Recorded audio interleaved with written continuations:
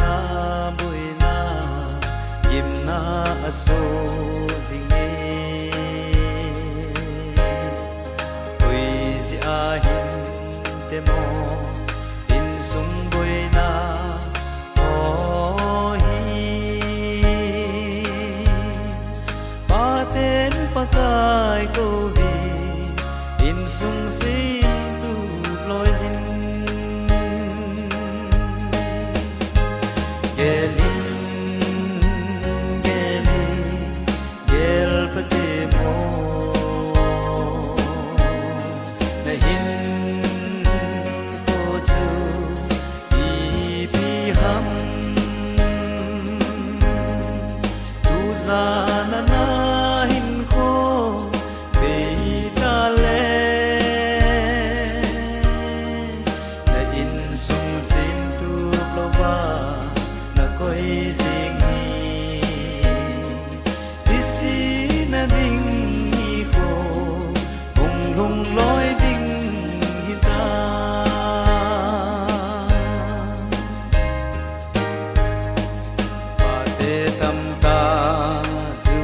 sa ne kingol sa in sung kan khu gelo ama de lam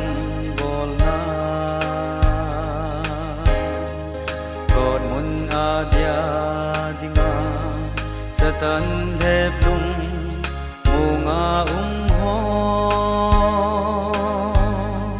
tunin hung khang all and dum na ko gelin gel pate mo na hin ko chu i bi ham tu za na hin ko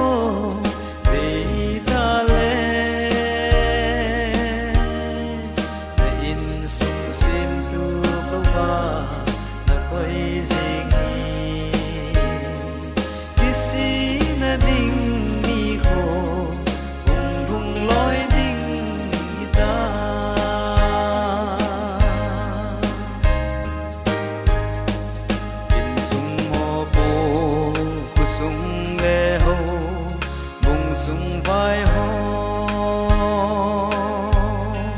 pathen in ngan se na din pe na pe pa te pathen di za vai om putan chu a hi ting le in sung kho sung cham na in lo dim so tan te gelin gel pate mo na hin ko chu i bi ham tu za na hin ko be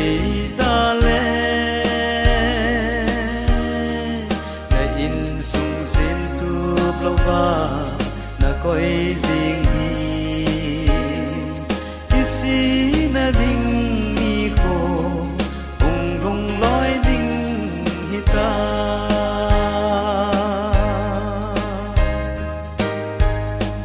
Christine sung kanami pa nahi ngalin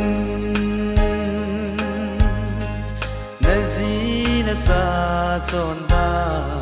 pathin de lam hina pathin thim pu eli bang chu ikan na te